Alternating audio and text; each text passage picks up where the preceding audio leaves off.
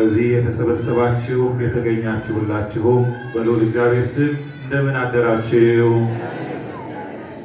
ድምፃችሁ አይሰማም። እንደምን አደራችሁ? እግዚአብሔር ይመስገን ብለን ስሙን ጠርተን እንድናመሰግነው ለሁላችንም ይህንን ቀን ባርኮ ቀድሶ በእድሜያችን ላይ ጨምሮ ስለሰጠን እንደ ኃጢአታችን ብዛት ሳይሆን እንደ ቸርነቱ ሁላችንንም ስለጎበኘን ይህንን ቀን ለሁላችንም እድል ፈንታ አድርጎ በሕይወታችን ላይ ጨምሮ ስለሰጠን ስለማይነገር ስጦታው እግዚአብሔር ይመስገን ብለን እንድናመሰግነው ስለፈቀደልን ስሙ የተመሰገነ ይሁንልን። አሜን በሉ እስኪ። ስሙ የተመሰገነ ይሁንልን። እንደ እግዚአብሔር መልካም ፈቃድ ዛሬ የምንነጋገርበት የትምህርታችን መነሻ ርዕስ ዘሪ ዘሩን ሊዘራ ወጣ በሚል ርዕስ እንነጋገራለን። ዘሪ በሉ እስኪ። ዘሪ ዘሩን ሊዘራ ወጣ። ስለ ቃሉ የአምላካችን ስሙ የተመሰገነ ይሁንልን። በኢትዮጵያ ኦርቶዶክስ ተዋሕዶ ቤተክርስቲያን አስተምህሮ ስርዓት አምልኮ መሰረት ከሰኔ 26 ጀምሮ ያለው ጊዜ ዘመነ ክረምት ተብሎ ይጠራል በቤተክርስቲያናችን። ይህ ጊዜ ይህ ወቅት በተለይም በሀገራችን ባለው የአየር ሁኔታ የአየር ጸባይ መሰረት ማለት ነው። በሌላው ዓለም ይህ ተግባራዊ ላይሆን ይችላል። በሀገራችን ባለው ሁኔታ ግን አባቶቻችን ስርዓተ አምልኮውን ሲሰሩልን የሀገራችንን የአየር ጸባይ የአየር ሁኔታ ወቅቱን በደንብ በሚገባ አጥንተውና በመንፈስ ቅዱስ መሪነት የመጽሐፍ ቅዱሱን ሐሳብ ለኛ በሚገባን መልኩ ከስርዓተ አምልኮ ጋር ከየዕለት ስርዓተ አምልኳችን ጋር አዋህደው እግዚአብሔርን የምናመልክበትን እግዚአብሔርን የምናመሰግንበትን ዕለት ዕለት ከእግዚአብሔር ቃል ጋር ራሳችንን የምናገናኝበትን ስርዓት ሰርተውልናል ማለት ነው። በዚህም መሰረት ዛሬ ሰኔ 28 ቀን በቤተ ክርስቲያናችን በቅዳሴው መካከል በግጻዌው ስርዓት መሰረት የተነበበው የመጽሐፍ ቅዱስ ክፍል የሉቃስ ወንጌል ምዕራፍ 8 ከቁጥር 1 ጀምሮ ነው። ግን ከቁጥር 4 ጀምሮ ነው ዋናው የርዕሰ ጉዳያችን የሚገኝበት ክፍል የሚገኘው። የሉቃስ ወንጌል ምዕራፍ 8 ከቁጥር 4 እስከ 14 ባለው የመጽሐፍ ቅዱስ ክፍል ላይ የዘሪውን ምሳሌ ጌታችን መድኃኒታችን ኢየሱስ ክርስቶስ ለደቀ መዛሙርቱ እንዲሁም በዚያ ለተሰበሰቡ ሁሉ በምሳሌ አድርጎ ያስተማረበት የመጽሐፍ ቅዱስ ክፍል ነው። እንግዲህ እንደነገርኳችሁ ይህ ወቅት የክረምት ወቅት ወይም ደግሞ የዝናብ ወቅት እንደመሆኑ መጠን በሀገራችን የአየር ጠባይ ገበሬዎች ከበሬ ጋር የሚገናኙበት የደረቀውን መሬታቸውን ዘር እንዲቀበል ለዘር ምቹ እንዲሆን ለማለስለስ በክረምቱ ወራት የሚመጣውን ዝናብ ተጠቅመው ዘሩን ከመሬት ጋር ሊያገናኙ ወደ ማሳቸው የሚሰማሩበት ትጉ ገበሬዎች በግብርና ስራ ወይ ወደ ግብርና ስራቸው የሚሰማሩበት የእርሻ የዘር ወቅት ነው። ይህ ወቅት ይህንን ወቅት ጌታችን መድኃኒታችን ኢየሱስ ክርስቶስ ዘሩንና ከዘሪው ጋር ዘሪውን ከዘሩ ጋር አድርጎ በምሳሌ በእርሱ ዙሪያ ተሰብስበው ለነበሩ ቃሉን ለመስማት በእግዚአብሔር ቃል ራሳቸውን ሊያንጹ ለሕይወታቸው የሚጠቅመውን ቃሉን ሊሰሙ ወደ እርሱ የመጡትን ሰዎች በዘሩና በዘሪው ምሳሌ አድርጎ ያስተማረውን ትምህርት በዛሬው ዕለት እንደ እግዚአብሔር ፈቃድ እንማራለን።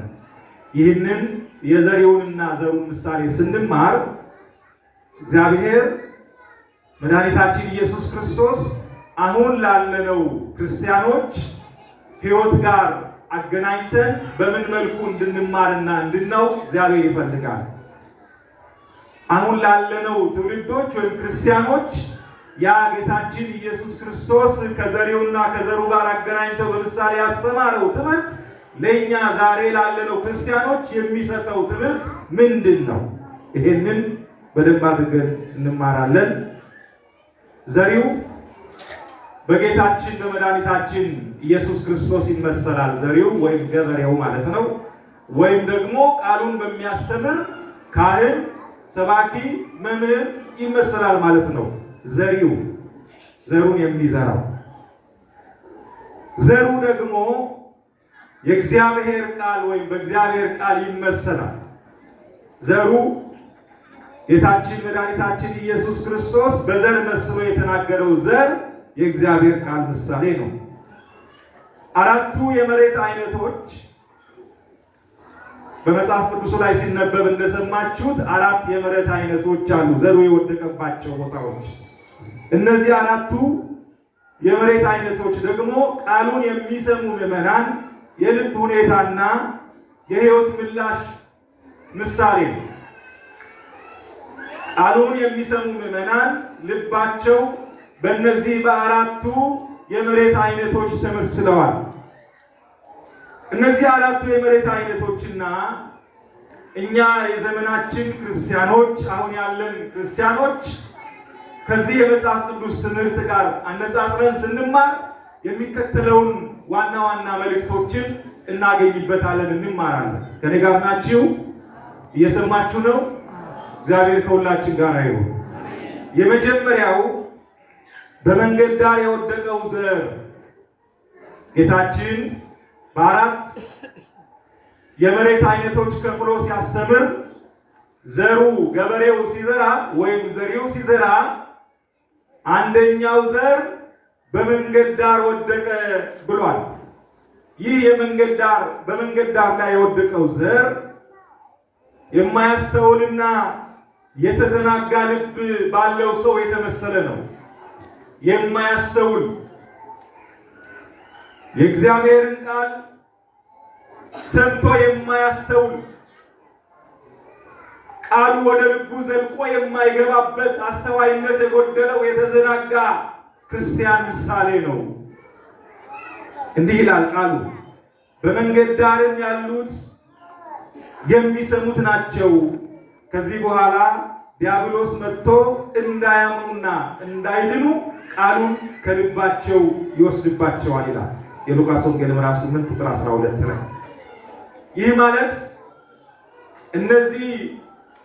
እንዲህ አይነት ልብ ያላቸው ክርስቲያኖች የእግዚአብሔርን ቃል ሲሰሙ በጆሮአቸው ቃሉን ቢሰሙም እንኳን በልባቸው የሰሙትን ቃል የማያሳድሩ ትኩረት የሌላቸው ዝንጎች ማለት ነው።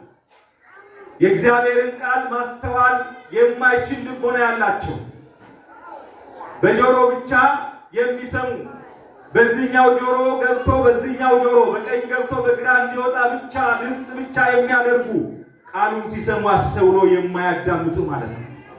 ከኔ ጋር ናችሁ? እየሰማችሁ ነው? የእግዚአብሔርን ቃል ስለ መስማት ነው እየተናገርን ያለ ነው። በመንገድ ዳር ስለወደቀው ዘር ነው እየተናገርን ያለ ነው። አሁንም ይህንን ቃል ከልባችን ሆነን ካልሰማን በመንገድ ዳር እንደወደቀው ዘር ልባችን ይመሰላል ማለት ነው እዚህ ያለነው ሰዎች። ስለዚህ በዘመናችን ብዙ ሰዎች ቤተክርስቲያን ይሄዳሉ፣ ስብከት ይሰማሉ። ቤተክርስቲያን ሄደው ብቻ አይደለም፣ በየመኪናቸው በየቤታቸው ጊዜውና ወቅቱ በሚፈቅደው ነገር ሁሉ ወንጌል ይሰማሉ። ነገር ግን ልባቸው በዓለማዊ ነገር በልዩ ልዩ ዓለማዊ ነገር አሁን ደግሞ ወቅቱ የመንፈሳዊ ዘመን ሳይሆን ማህበራዊ ሚዲያ ዓለምን የተቆጣጠረበት ስለሆነ ልዩ ልዩ አሉባልታዎች የሰውን ልብ የተቆጣጠሩበት ዘመን ነው። በእነዚህ ማህበራዊ ሚዲያዎች የሚነገሩ ልዩ ልዩ አሉባልታዎችና የማይጠቅሙ ግሳንግሶች ልባቸውን ወጥረው ስለያዙ የሚሰሙት ወንጌል በልባቸው ገብቶ ስራ እንዲሰሩ አላደረጋቸው። የሚዲያው ጫጫታ፣ የፖለቲካው ንትርክ ወይም ሌላው የማይጠቅመው ዳንኪራና መዝናኛ ልባቸውን ይቆጣጠርና የሚሰሙትን ወንጌል ስራ እንዳይሰሩ ያደርጋቸው፣ በልባቸው እንዳይጽፉት ያደርጋል። እግዚአብሔር አምላካችን ከዚህ ሁላችንን ይጠብቀን። የምንሰማውን ቃል ለሕይወት እንዲያደርግልን መልካም ፈቃዱ ይሁንልን። ሁለተኛው በጭንጫ ወይም ድንጋያማ መሬት ላይ የወደቀውን ዘር። ይህ ደግሞ በፈተና የማይጸና ልብ ምሳሌ ነው። በፈተና የማይጸና ልብ ላላቸው ክርስቲያኖች በምሳሌ የተነገረ ቃል ነው። በድንጋያማ ወይም በጭንጫ ላይ የወደቀው ዘር እንዲህ ይላል ቃሉ። በዓለቱም ላይ ያሉት ሲሰሙ ቃሉን በደስታ የሚቀበሉ ናቸው። በደስታ ቃሉን ሲነገር በደስታ የሚቀበሉ ናቸው። ለጊዜውም ያምናሉ እንጂ በፈተና ጊዜ ይክዳሉ ይላል የሉቃስ ወንጌል ምዕራፍ 8 ቁጥር 13 ላይ። በፈተና ጊዜ ምን ይላሉ? ይክዳሉ። ምክንያቱም ቃሉ በልባቸው መሰረት አልያዘም። ቃሉ ወደ ልባቸው ጠልቆ አልገባም። ይህ ማለት እነዚህ ሰዎች እንዲህ አይነት ልብ ያላቸው ሰዎች መጀመሪያ ቃሉን በታላቅ ደስታና ተነሳሽነት ይቀበላሉ፣ ይሰማሉ። ነገር ግን ስር ስለሌለው፣ ስር ማለት እምነት ማለት ነው። እምነት ስለሌለው፣ መሰረት ስለሌለው፣ መንፈሳዊ ሕይወት፣ መንፈሳዊ ልምምድ፣ ሕይወት፣ ምግባር ስለሌላቸው መከራ በመጣ ሰዓት ወደ ኋላ ይመለሳሉ። የሰሙትን ቃል ይረሳሉ። በቀላሉ እጃቸውን ይሰጣሉ። ለመከራ ለችግር አሳልፈው ይሰጣሉ። የመጣው መከራ፣ የደረሰባቸው መከራ ከሰሙት የእግዚአብሔር ቃል በላይ አድርገው ያስባሉ። እግዚአብሔር ከመከራ በላይ ከአውሎ በወጀብ በላይ መሆኑን ይረሳሉ። እነማን?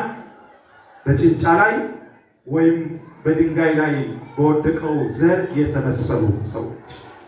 በዚህ የተመሰሉ ልቦና ያላቸው ሰዎች ፈተና ሲመጣ እምነታቸውን ትተው ወደ ዓለማዊ ሕይወት የሚሄዱ ናቸው። ሃይማኖትን ለበረከት ለስጋዊ ስኬትና ለደስታ ብቻ የሚፈልጉ ሰዎች ናቸው። ሃይማኖተኝነት ወይም ቤተክርስቲያን መምጣት ወይም ሃይማኖተኛ መሆን ለጊዜያዊ ስኬት፣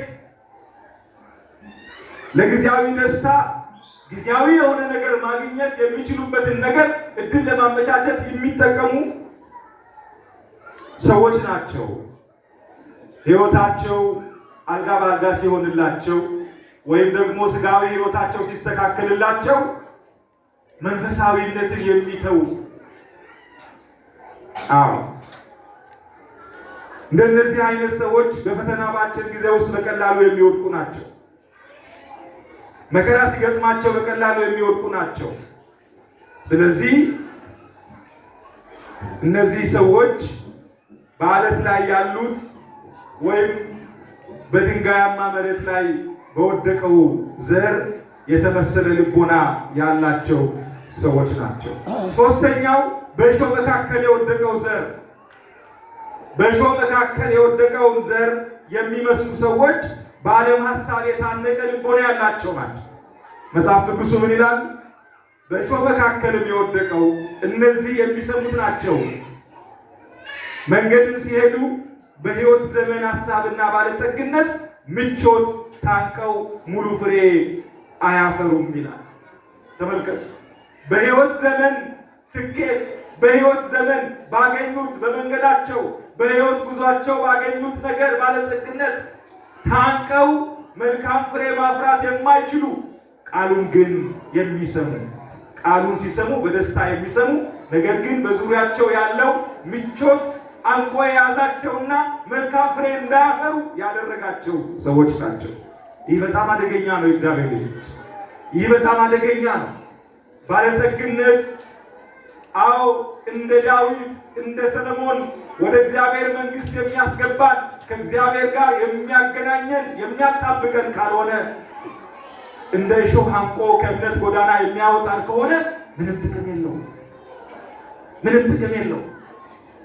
ባለጠግነት፣ ዕውቀት፣ መማር፣ መሰልጠን፣ የዚህ ዓለም ሀብት፣ የዚህ ዓለም ጸጋ ባለቤት መሆን ወደ እግዚአብሔር የማያስጠጋን ካልሆነ ለእግዚአብሔር ቃል እንድንቀና የማያደርግ ከሆነ እግዚአብሔርን እንድንፈራ የማያደርግ ከሆነ ለእግዚአብሔር ቤት የምንቀና እንዳንሆን የሚያደርግ ከሆነ ምንም አይጠቅምም፣ ጥቅም የለውም። እንደ እሾህ አንቆ ከእግዚአብሔር ቃል ውጪ እንድንኖር የሚያደርግ ከሆነ ጥቅም የለውም። እንዲህ አይነት ልብ ያላቸውን ሰዎች መጽሐፍ ቅዱሱ በእሾህ መካከል የወደቀውን ዘር ምሳሌ ያደርገዋል።